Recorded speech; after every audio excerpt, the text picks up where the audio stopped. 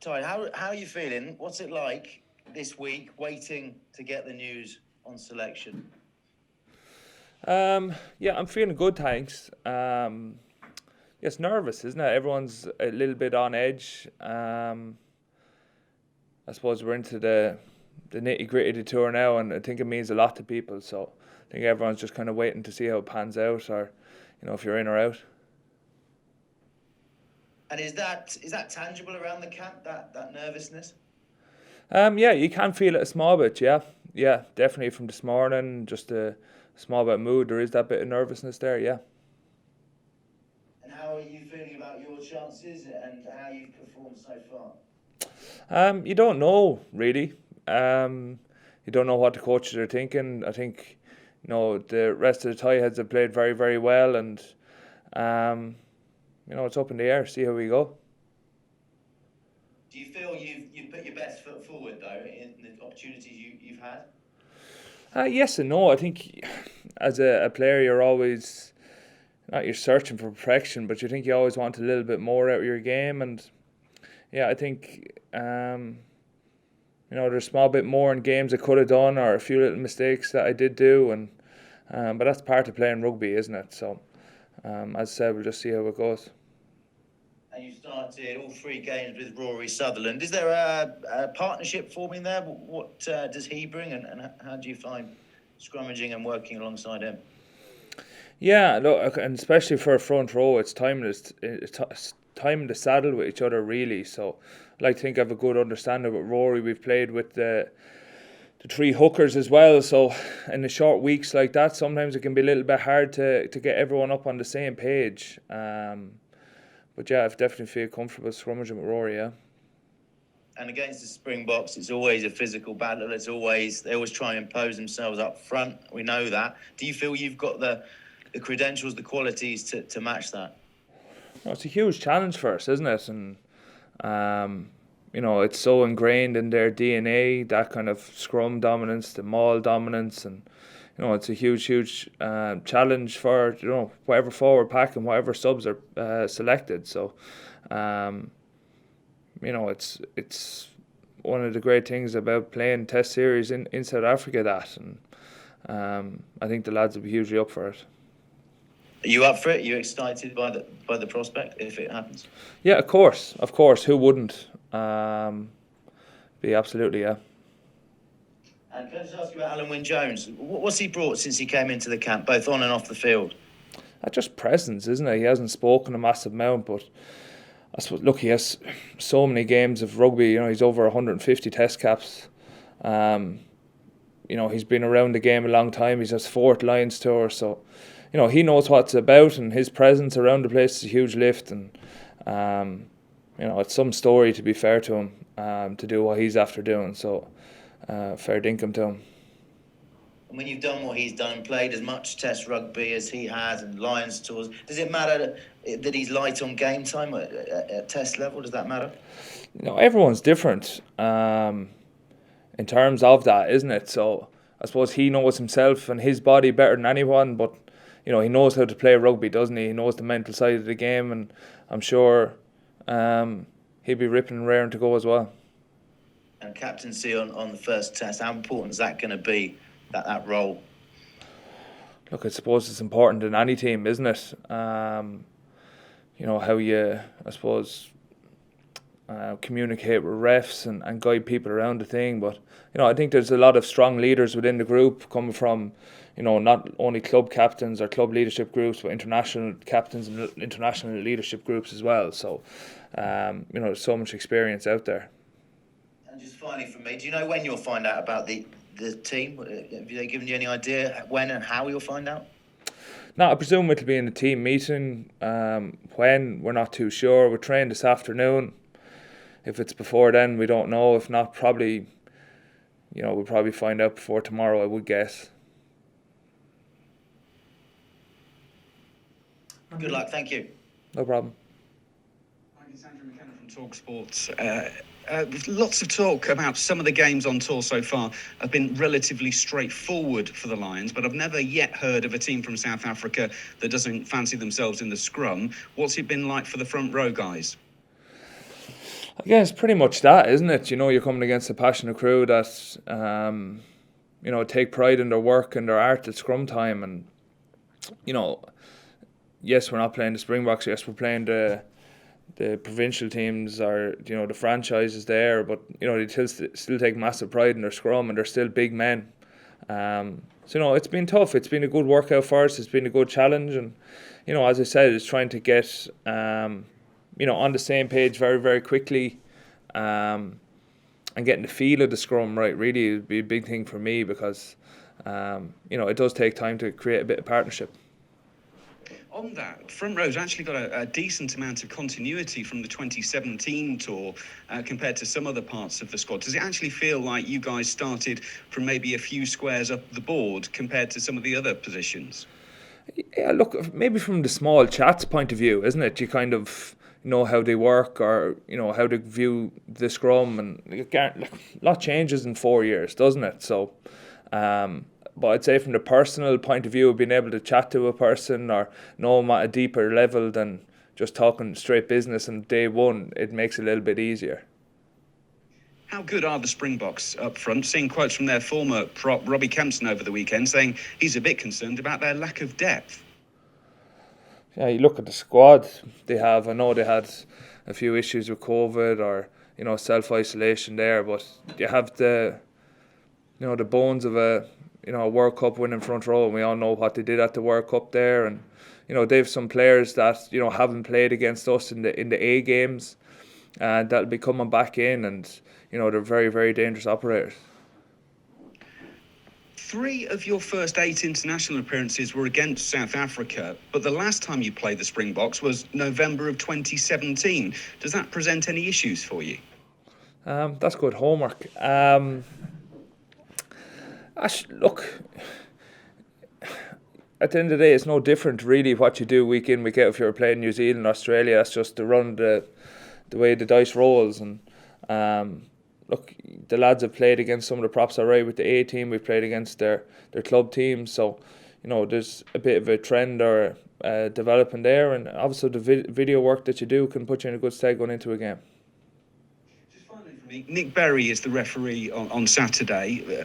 Aussies and Kiwis tend to view the scrum more as a restart. Does that change things? Does that change any of the approach for the weekend? Look, there's been stuff coming out from World Rugby on the scrum and the way they want it, our teams to scrummage. So we try to do that as best we can. Outside that, we have an opportunity to chat to the referee before the game and to see or try to align what we're trying to do, what hopefully he sees at the weekend or in the game. So as always, I think you have to look at yourself first before trying to manage referees. Thank you. Hi, how are you? It's Michael Corkin here. I'm just wondering when the team, when the 23 is selected, I assume there'll be a little bit of this sort of tension gone out of the place. How important is it that you try and stay as relaxed and focused as you can and not play the match too early in your head or let your match or your mind kind of drift ahead towards the weekend? It's massive, isn't it? And it'll be good to get it out there whenever it is named and let lads deal with it the way they deal with it. As I said, there are a lot of experienced players in the group here, and it's a test match. We're back to a full week's prep, which feels a lot more normal to all the players here, and then we can just get on with our work really. And when it's time to switch off and enjoy each other's company, we can do that too. Given the fact, as you described it as a test match, you're against the world champions, you're against a world-class front row and reserves on the bench as well. I mean, is this the kind of ultimate test from a rugby playing point of view? Yeah, it's big boy rugby, isn't it? It's top-end rugby, and as a front five, it's a very good barometer where we're at.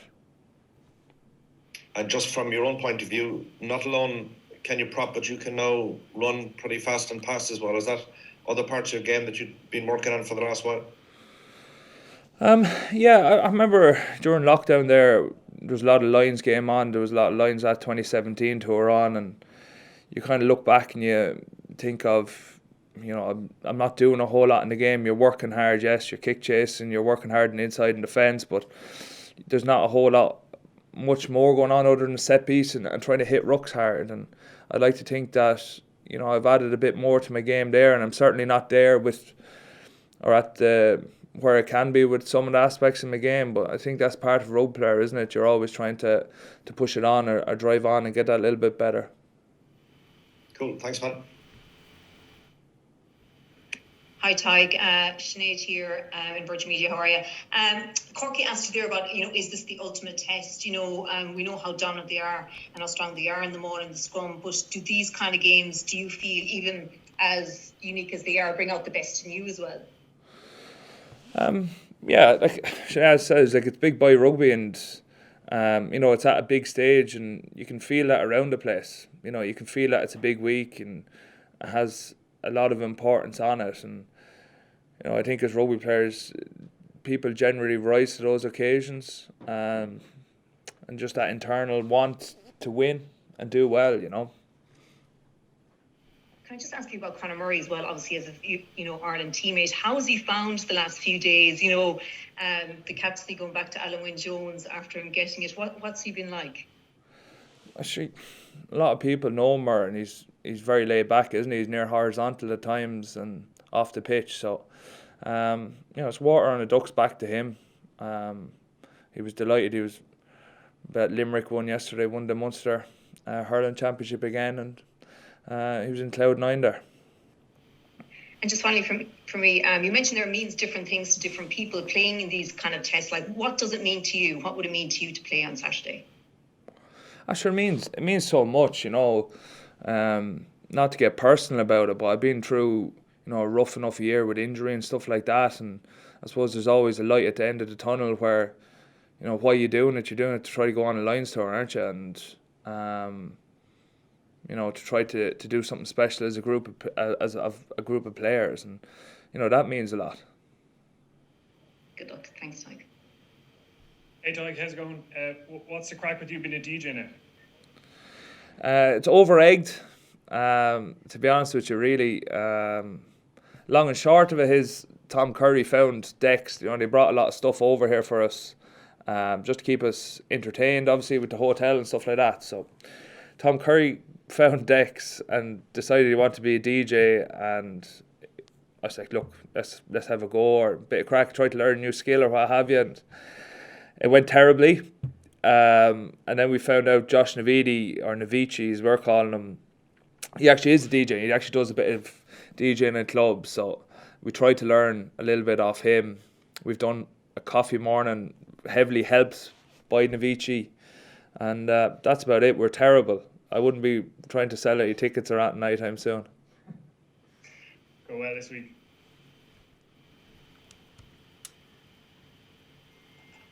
Hey Tadhg, how you doing? You well? Jerry here. I can hear you loud and clear, Jerry. Good stuff. You made your first test start against the Box 5 summers ago. I've been a replacement in Cape Town. You started in Joburg. Have you changed much as a player and a person since then, do you think? And if so, in what ways? Yeah, I'll probably come back to what I said earlier as well, just about, you know, you're always trying to add strings to your bow. At that point, you're probably a deer in the headlights a small bit with terms of test rugby and what it meant. It was probably fairly green. You know, and from a personal point of view as well, you know, what was I 23 or 4 around that point, or 22 or 23? I suppose, look, you obviously mature a lot as well as a person, and since then. So I like to think I've developed a good bit since then. Thanks, Tadhg. Tadhg, Stephen Jones here.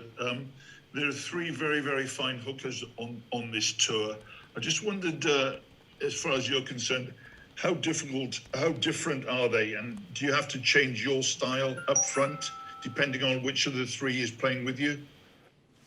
Not so much style, but just from a technical perspective, a small bit, of course, because, you know, it's even where your left hand or your binding hand on the hooker goes, just trying to get your shoulder position right through the left-hand side there. So there is a little bit of tweaking. Obviously, it's a very technical position, the front row, and as I said, trying to get the feel right with all of them, or where they bind on you, or what way we're trying to align, etc., etc.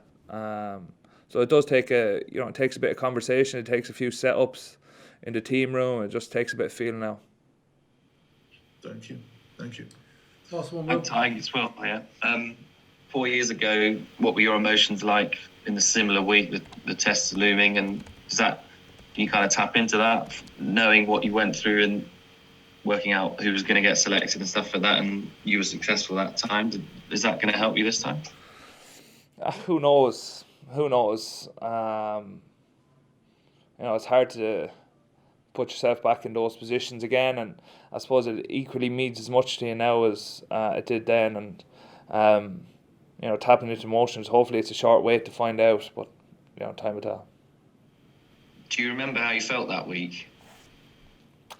To be honest with you, I can't. I just remember being very nervous. Obviously to hear the team in the second. After we lost the first test, I remember being very nervous in the team meeting where you named team, obviously because you could kind of feel a few changes were coming, and we slipped up on 2 or 3 or 2 scrum penalties, I think, in that game. So you never know. Thanks Okay, good luck. Thanks, Tadhg. Thanks very much, everybody. Thank you. Cheers, Tadhg. All right, bud. Thanks, Tadhg.